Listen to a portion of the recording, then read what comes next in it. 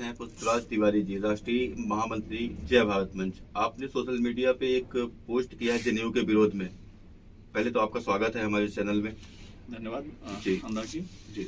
मैं सर्वप्रथम आपके चैनल के माध्यम से जो आपके दर्शक हैं उनको सभी को नमस्कार करना चाहूँगा और स्वागत करना चाहूँगा कि ज़्यादा से ज़्यादा आपके चैनल को लोग देखें और जो मैं आज कहने वाला हूँ उस पर भी विचार करें। हालांकि पूरे सोशल मीडिया पे इस बात का ट्रेंड चल रहा है कि जेएनयू आज जब से हम जाने लायक हुए हैं, जब से हम जान रहे हैं आज 10 वर्ष से, और जब भी हम जेएनयू का नाम आया है हमारे जहन पे, तब हमने ये देखा है कि यह देश के विरुद्ध ही इन्होंने काम किया है। यहाँ जो छात्र हैं वो वास्तविक में छात्र नहीं है। मुझे देखने पे ऐसा लगता है जैसे कोई एक प्रकार के हिजड़े टाइप के हों। साड़ी को कहीं साड़ी पहनेंगे, कहीं ब्लाउज पहनेंगे, कहीं कुछ भी पहनेंगे। ऐसे लोगों को पहले तो जेएनयू प्रशासन को चाहिए कि इन्हें धक्के मार के बाहर करना चाहिए।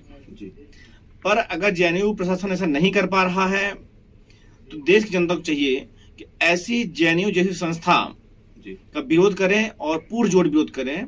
मैं अपील भी करना चाहता हूं और आप सबसे निवेदन भी करना चाहता हूं। विरोध करने का मतलब ये बिल्कुल नहीं है कि हम कोई तोड़फोड़ करें या राष्ट्रीय संपत्ति या राष्ट्रीय संपदा का नुकसान करें, ऐसा बिल्कुल नहीं है। पर हमें उसका वैचारिक विरोध करना है। विरोध जब तक हम नहीं करेंगे, जब तक हम घरों पे बैठे रहेंगे और बाहर सड़कों पे नहीं आएंगे, तब तक इसी तरह ब्राह्मण विरोधी हो, बनिया विरोधी हो, क्षत्रिय विरोधी हो या समाज विरोधी हो। समाज जो भी बना है हमारा, निश्चित तौर पे एक चारपाई जो होती है 4 पैरों पे खड़ी होती है, उसी तरह ये समाज है। वो 4 प्रकार के लोगों के से मिलकर खड़ा हुआ है। तो इसमें ब्राह्मण भी आता है, इसमें क्षत्रिय भी आता है, उसमें शूद्र भी आता है, उसमें वैश्य भी आता है। अब ये शूद्र और वैश्य और ब्राह्मण और बनिया, ये जो विचारधारा है, ये जो समाज के हमारे बुद्धिजीवी वर्ग है, ये अपने हिसाब से उसका विश्लेषण करता है और निश्चित तौर पे करना भी चाहिए। कोई उसे अच्छे तरीके से ले रहा है, कोई उसका विरोध कर रहा है या उसमें कमियां निकाल रहा है। हम ये बिल्कुल अच्छी तरह से मानने के लिए तैयार हैं कि समाज में बहुत सारी विकृतियां हैं और सनातन आदिकाल से उन पर सुधार भी लगातार चला आ रहा है। पर किसी की गलती को किसी के ऊपर थोप देना, और ब्राह्मण हो, बनिया हो, क्षत्रिय हो, ये सब जो भी थे, ये सारे लोग इस देश की आज़ादी के लिए अपने प्राणों की आहुति दी है और तब जाके हम आज एक समृद्ध भारत बनने की ओर सफल हो रहे हैं, अग्रसर हैं। अब रही हम सबसे पहले आपके चैनल के माध्यम से जो चूंकि मैं एक ब्राह्मण परिवार पे जन्मा हूँ और ब्राह्मण परिवार जन्मने के कारण कहते हैं कि जब तक हम अपने घर, अपने गोत्र और अपने परिवार के नहीं होते तब तक हम देश के नहीं हो सकते। तो चूंकि मेरा दायित्व और मेरी जिम्मेदारी बनती है सामाजिक कार्यकर्ता के तौर पर कि मैं अपने लोगों को इस बात के लिए प्रेरित करूं कि पहले तो जो भी हमारे ब्राह्मण भाई हैं, जो भी देश विदेश जो भी जहां भी है, पहले तो स्वयं को ब्राह्मण मानना शुरू कर दे। पहले कंधे पे जनेऊ पहने, तिलक लगाए, शिखा रखे और वेद मंत्र, गायत्री मंत्र का जाप करे, जिससे उसके अंदर की जो आत्मशक्ति है, जो आत्मभक्ति है, उसे बल मिलेगा। ब्राह्मण कभी भी जो बलवान हुआ है वो अस्त्र शस्त्र नहीं हुआ है, वो बलवान हुआ है अपने जप से, अपने तप से और अपने धर्म से। आज ब्राह्मणों ने और ब्राह्मण ने कहीं ना कहीं इनकी भी कमी है कि इन्होंने अपना पथ से विमुख हुए हैं। तो पहली जिम्मेदारी हमारी ये बनती है, सभी ब्राह्मण भाइयों से अनुरोध है कि हम सब मिलकर पहले ब्राह्मण बने और उसके बाद जो भी ये विरोध कर रहे हैं, ये कोई नई बात नहीं है। युगों से आप इतिहास साक्षी है, इतिहास गवाह है कि चाहे वो त्रेता युग रहा हो, चाहे वो द्वापर युग रहा हो, चाहे वो काल युग रहा हो, जो चल रहा है, हर युग में विरोध उसी का हुआ है जो विरोध करने योग्य हुआ है।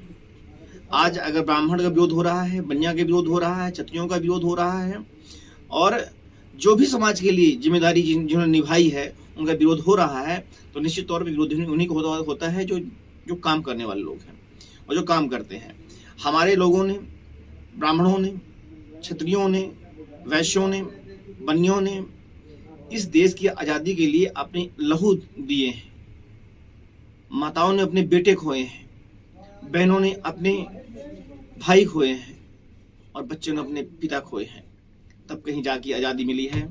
आज मेरा ये कहते हुए सभी देशवासियों से, जो भी ब्राह्मण भाई हैं, जो भी हमारे जो कहते हैं शूद्र हैं, आप तथाकथित कहते हैं कि हम शूद्र हैं, हमें शूद्र कहा जाता है, हमारे साथ अन्याय हुआ है। अन्याय की परिभाषा बहुत अलग है। अन्याय किसी के साथ हो सकता है और किसी के साथ भी हुआ है। उसमें क्षत्रिय भी हो सकता है, उसमें ब्राह्मण भी हो सकता है, उसमें शूद्र भी हो सकता है, उसमें बनिया भी हो सकता है। अन्याय तो हर जगह हुआ है। आज कोई जरूरी नहीं है कि ब्राह्मण अन्याय कर रहा है, आज नहीं, कल नहीं, कभी भी। आज मैं आप सभी से एक बात पुनः निवेदन करना चाहूंगा कि सभी ब्राह्मण भाई पहले ब्राह्मण बने, अपने आप को ब्राह्मण महसूस करें, अपनी तपबल जो उन्होंने क्षीण हो गया है, जो तपबल उन्होंने खो दिया है, उसे एकत्रित करें। दुनिया किसी की औकात नहीं है जो इस रैतानी भूमि, इस पौराणिक भूमि से हमें कोई अलग कर सकेगा। और रही बात जेएनयू की, मैं पुनः आप सभी से अनुरोध करता हूं कि पहले तो जेएनयू प्रशासन से मेरा अनुरोध है कि ऐसे तथा कथित घटिया लोगों को संस्था से तुरंत बाहर करें। अगर ऐसा नहीं होता तो देश की जनता जाग रही है, देश की जनता खड़ी हो रही है। ऐसे संस्थान को बंद कराने की हम लोग कोशिश करेंगे और निश्चित तौर पर सफल भी होंगे। जिस देश में आज एक बहुत मैं अपने सभी ब्राह्मण भाइयों से अनुरोध करना चाहूंगा कि निश्चित तौर पे जो ये हो रहा है, ये एक सोची समझी राजनीति के तहत हो रहा है, जिससे हम सबको भी संभालना है। कोई ऐसा कार्य नहीं करना है जिसकी वजह से देश का माहौल बिगड़े। आज भारतीय जनता पार्टी में जो सरकार चल रही है वो कहीं ना कहीं राष्ट्रवादी सरकार चल रही है।